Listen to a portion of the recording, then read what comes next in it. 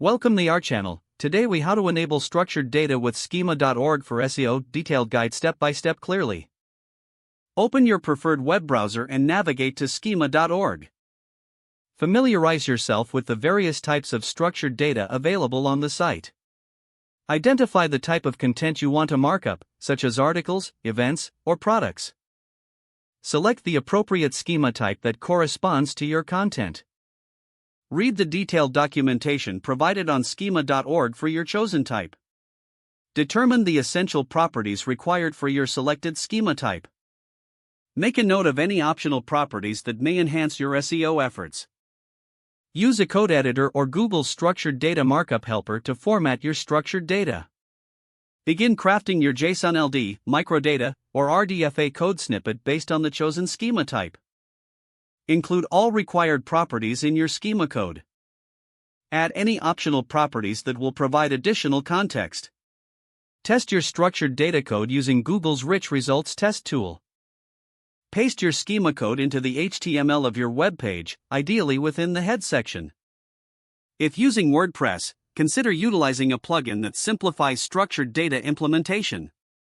After embedding the code, ensure your page validates correctly using the structured data testing tool. Publish or update your web page to make the structured data live. Monitor your website's performance using Google Search Console to check for any structured data issues. Review the results over time to see how structured data impacts your search rankings and visibility. If the page does not load, refresh the browser or try again in a private or incognito window. Make sure you are using the correct email address, then retype it carefully to avoid small typos. If your password is not accepted, use the reset option and create a new strong password you can remember. Check your spam folder for verification or security emails, then complete any requested confirmation steps. Enable two-factor authentication if available to improve account security and reduce unauthorized access risk. After signing in, review your profile details so your contact information and settings are accurate and current. If you see an error message, note it down and try again after restarting your device and internet connection. Log out when you finish, especially on shared devices, to keep your account and payment information secure. If the page does not load, refresh the browser or try again in a private or incognito window.